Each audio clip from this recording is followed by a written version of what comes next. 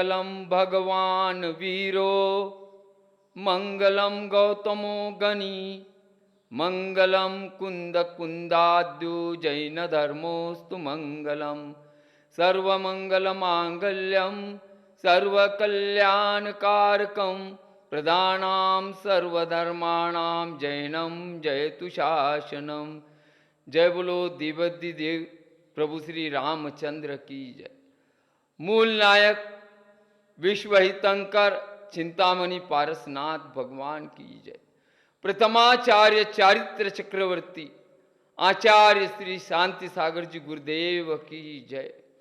मुझ जैसे कंकर को पत्थर को भगवान का रूप प्रदान करने वाले मेरे शिक्षा गुरु दीक्षा गुरु प्रज्ञाश्रम सारस्वताचार्य पूज्यपाद श्री देव नंदी जी गुरुदेव की जय।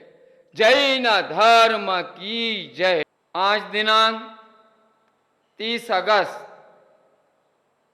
2022 भाद्रपद शुक्ल तृतीया रोड़ तीज। आज का लघु कथाओं के माध्यम से धार्मिक उद्बोधन धार्मिक शिक्षा।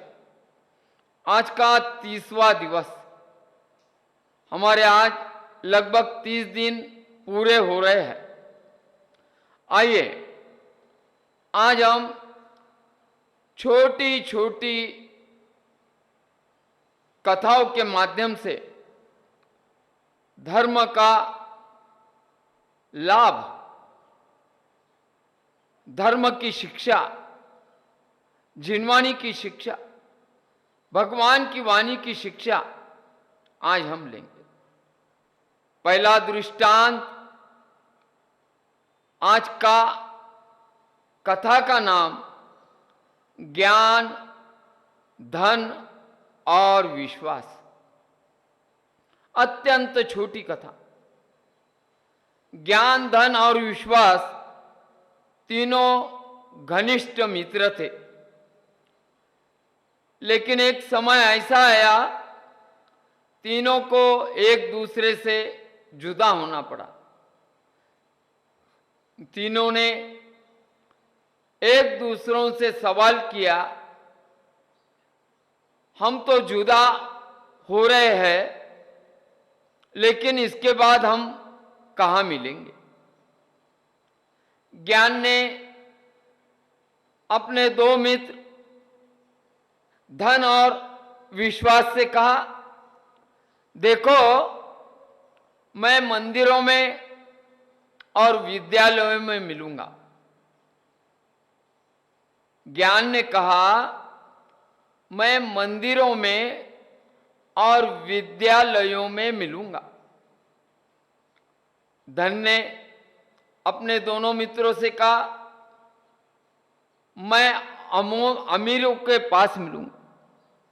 धन ने जवाब दिया, इसके बाद मैं अमीरों के ही पास मिलूंगा। दोनों ने अपनी बात बता दी। विश्वास खामोश चुपचाप बैठा था। कुछ देर उपरांत ज्ञान और धन ने कहा, अरे मित्र विश्वास, तुम खामोश क्यों हो? तुम चुपचाप क्यों बैठे हो? क्या बात है?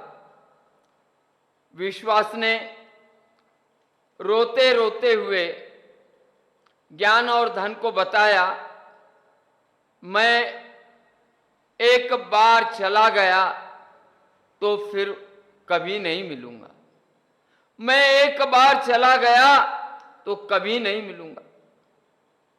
ध्यान में रखना, जीवन में जो महत्व हमारे सांस का है, श्वास का है, जगत में वही महत्व विश्वास का होता है। व्यक्ति के जीवन में से जब विश्वास हो जाता है, उस व्यक्ति पर कोई भी विश्वास कर लेता है तो अन्य लोग भी उस व्यक्ति पर विश्वास करने लग जाते हैं। लेकिन उसी व्यक्ति के ऊपर से एक बार विश्वास चला जाता है तो उस व्यक्ति के जीवन में लोग कभी विश्वास नहीं करते। उस व्यक्ति के जीवन में कभी विश्वास दोबारा नहीं आता। जो व्यक्ति एक बार देश का, समाज का एवं राष्ट्र का विश्वासघाती हो जाता है, वह व्यक्ति किसी भी काम का नहीं रहता। इसलिए व्यक्ति के हृदय में विश्वास जगाए रखना, विश्वास की चिंगारी बनाए रखना, विश्वास जलाए रखना, वरना सारे संसार की व्यवस्था गड़बड़ा जाएगी। विश्वास अगर चला गया तो सारे जगत में व्यवस्था गड़बड़ हो जाएगी।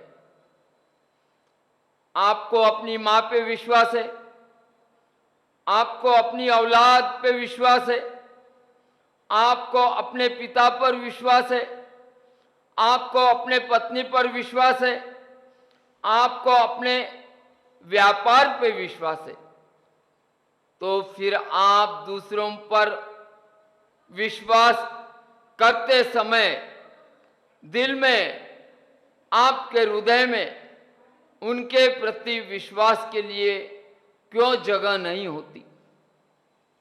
यदि विश्वास है तो सब कुछ है, और विश्वास नहीं तो कुछ भी नहीं।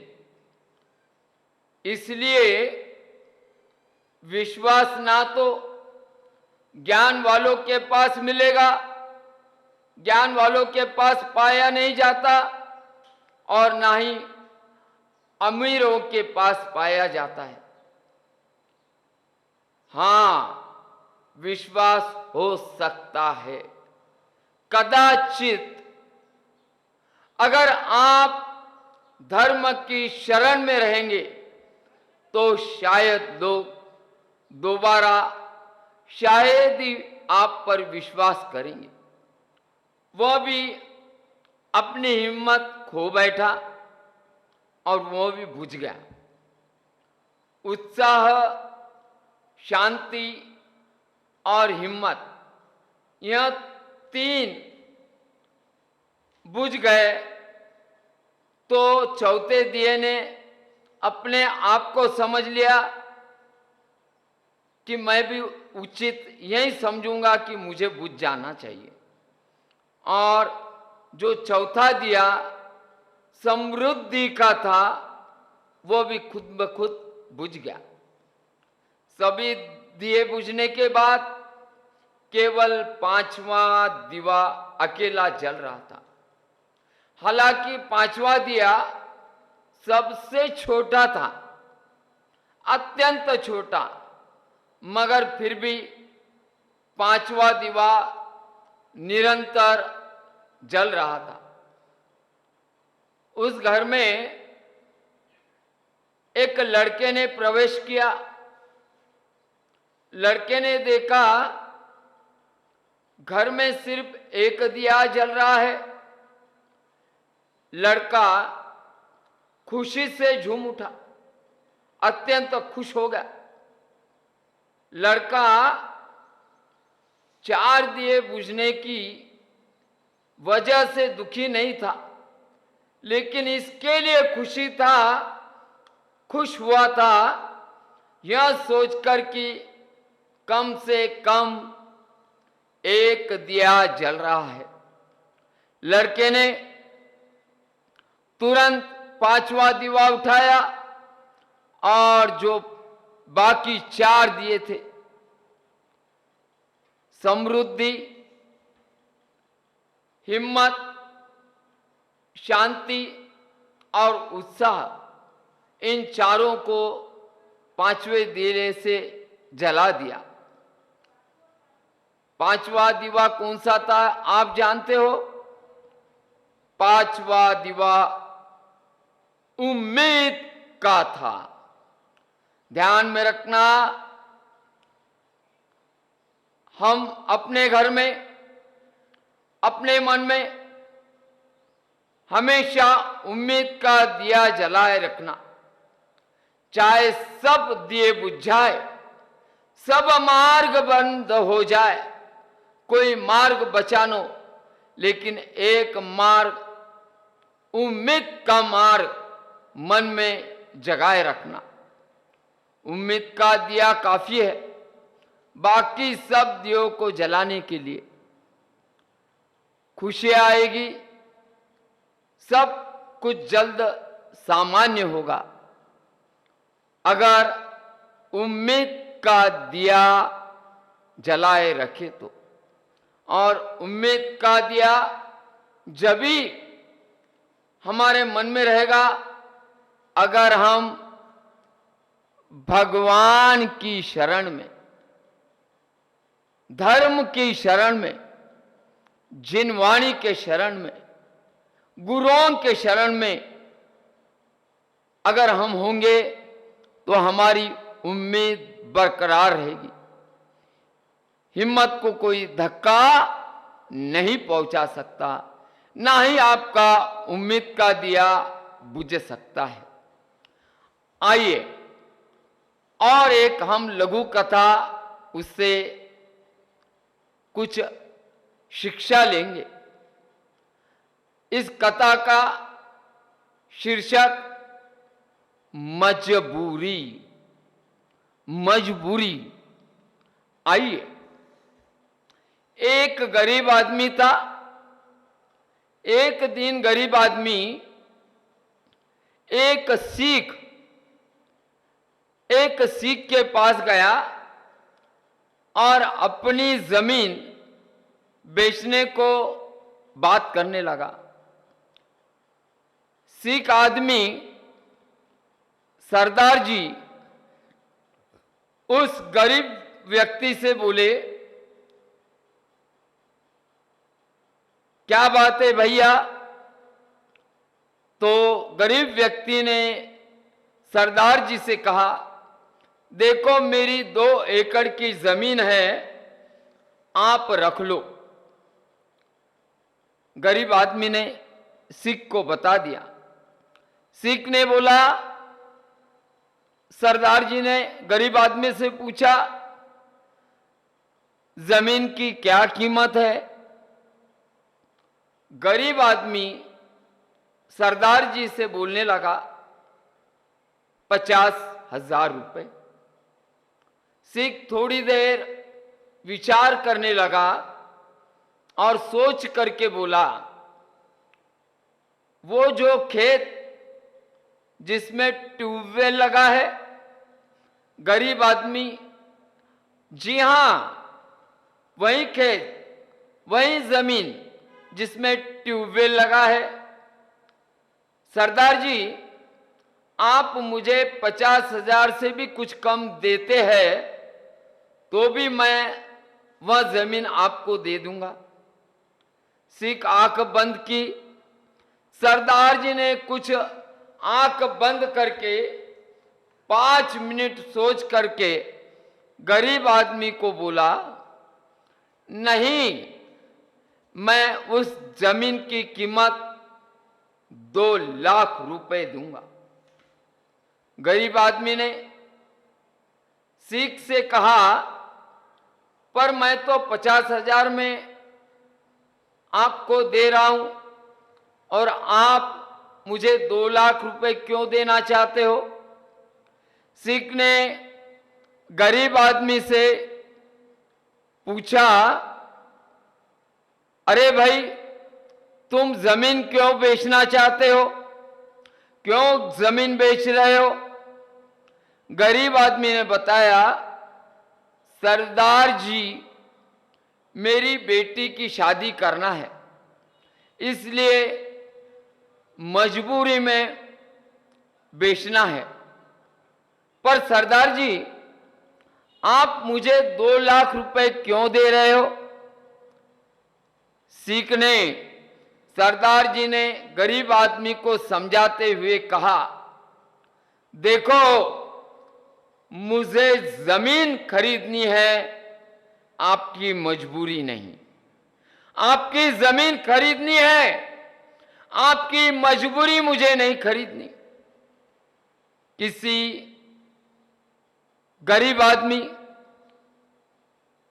किसी मजबूर आदमी, अगर आप उसके मजबूरी का फायदा उठाते हो तो वह मेरे गुरु नानक वाहे गुरु को कभी पसंद नहीं, वाहे गुरु कभी खुश नहीं होगा। ध्यान में रखना, ऐसी जमीन, कोई भी साधन जो किसी मजबूर को देख के खरीदा जाए, वो जिंदगी में सुख नहीं देता। नियम से आने वाली पीढ़ी मिट जाती है।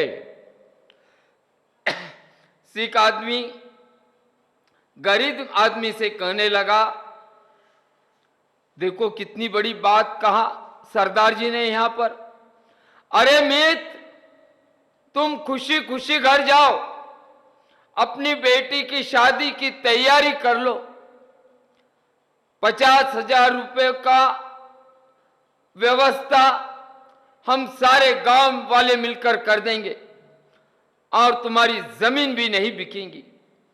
मेरे वाहे गुरु नानक देव साहिब ने भी यही अपनी बानी में कहा है और यही हुक्म दिया है। ध्यान में रखना, हमारे जीवन में कोई भी गरीब आदमी, मजबूर आदमी, उसका गलत फायदा, उसके मजबूरी का फायदा न ले। तो यही भगवान का संदेश है, जिनवानी का संदेश है।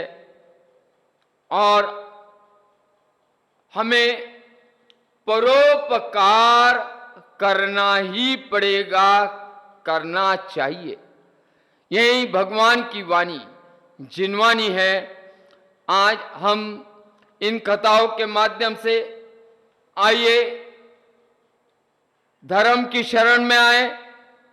भगवान ने बताई हुई मार्ग जिनवानी, इस पर सही रास्ते पर चलकर अपना आत्म कल्याण कर ले। प्रभु श्री रामचंद्र की जय। मूल नायक विश्व हितंकर चिंतामणि पार्श्वनाथ भगवान की जय। जैन धर्म की जय।